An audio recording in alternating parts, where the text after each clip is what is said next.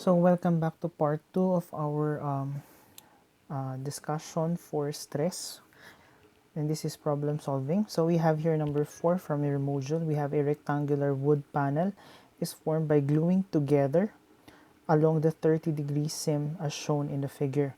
So determine the largest axial force that can be carried safely by the panel if the working stress is 1120 psi, the normal stress is 700 psi, and the shear stress is 400 psi. So we know that the stress is equivalent to force divided by the cross-sectional area. So for the working stress, it is simply 1120 pound per square inch is equivalent to P divided by the cross-sectional area, which is simply 4 times 1. Therefore, P is equivalent to 1120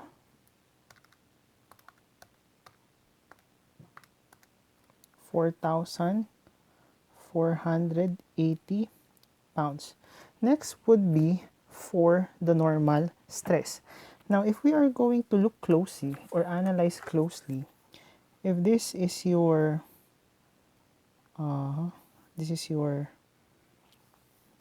structure or wood panel, we know that the normal stress is perpendicular to the surface area.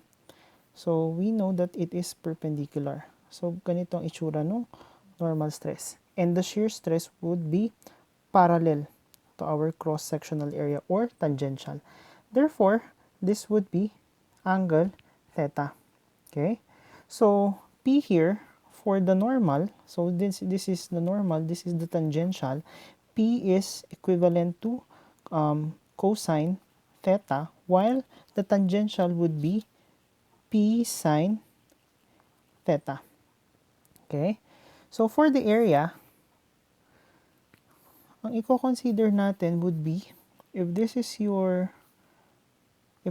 4-inch, this is the 4-inch side, ito yun, this is the 4-inch side, this would be the hypotenuse. Okay? So, this would be the hypotenuse.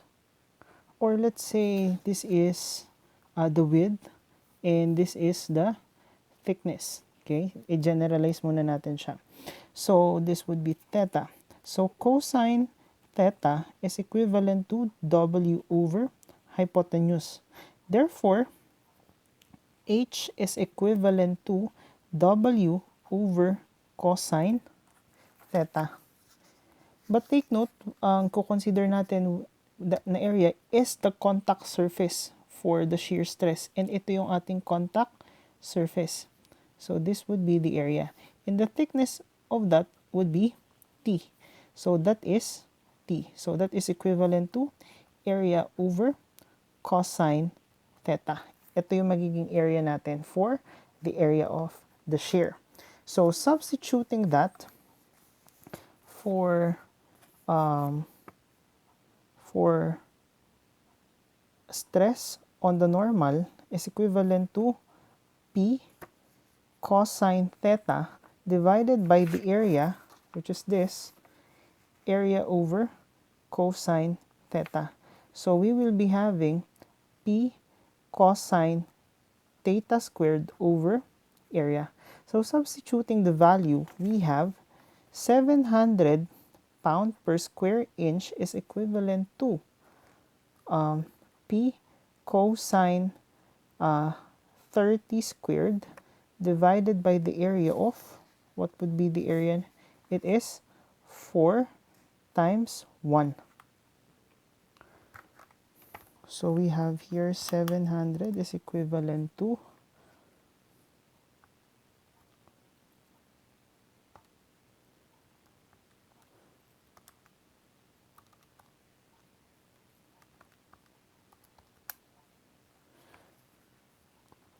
P is 3,733.33 pounds. Next would be the shear. So for the shear, it is tangential or parallel to the cross-sectional area. Okay? So tau is equivalent to P sine theta, and the contact surface would still be the same. So that is A over cosine theta. So simplifying, that would be P sine theta cosine theta. Okay? Uh, for the trigonometric identities, we know that 2 sine theta cosine theta is equivalent to sine 2 theta. Okay? So, dito wala tayong 2, so we will be introducing 2 on the numerator and 2 on the denominator times A. So, simplifying this, this would be 2, no, not 2. This would be P sine 2 theta over 2A. Okay, and this would be our tau. So our tau is 450 pound per square inch, is equivalent to P sine 2 times 30 divided by 2 times 4 times 1. Therefore, P is equivalent to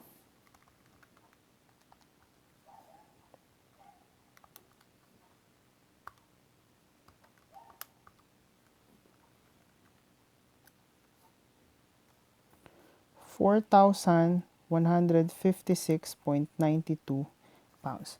So of these three forces, we have 4,156, 3,733, and we have 4,480, which should be the largest value that we need to adopt. So it would be the 3,733.33 pounds. Bakit? Kasi if we will be using the largest value, which is 4,480, and in-apply natin siya as our load P, sa normal pa lang, mag-fail na yung ating structure. Okay? And dito rin sa shear, hindi niya kakayanin because ang kaya lang buhatin ng shear sa shear natin is 4,156.92. Therefore, we're going to choose the lowest value. Next would be number 5. So number 5, we have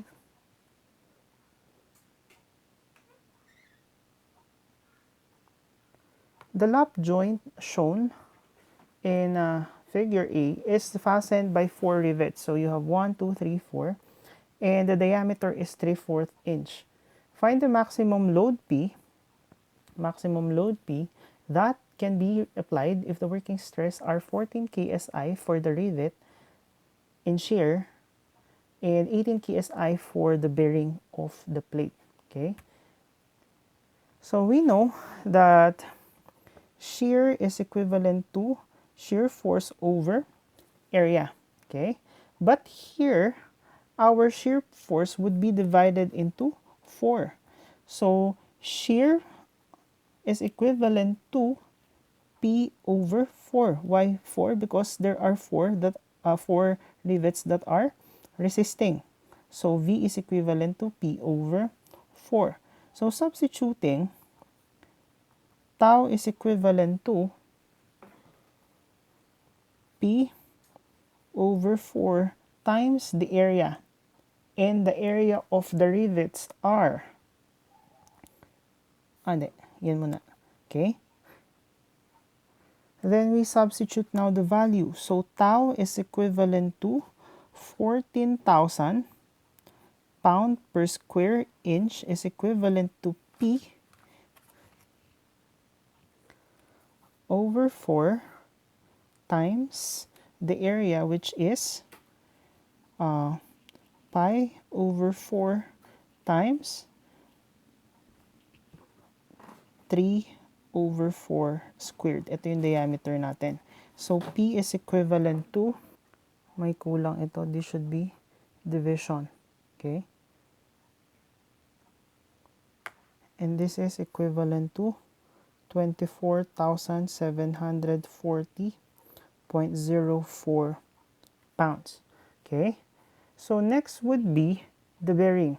So bearing stress is equivalent to P divided by the thickness of the plate times the diameter of the bolt. Okay? So if we are going to view it, itong side na to, magiging ganito ang itsura niyan.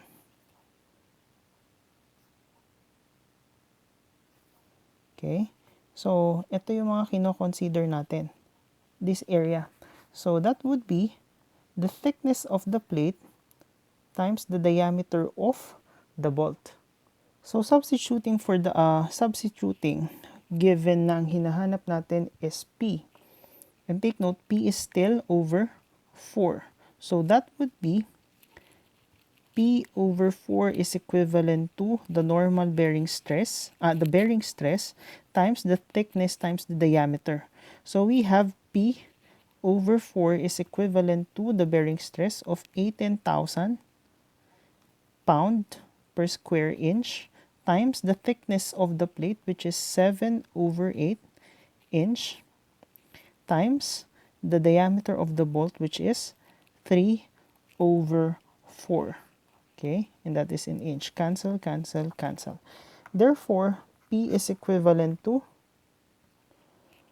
47,250 pounds. So the largest value that I am going to adopt would be 24,740 compared to 47,250. Because if I'm going to adopt 47,250 and in-apply ko na siya, sa shearing pa lang, magfe-fail na kaagad.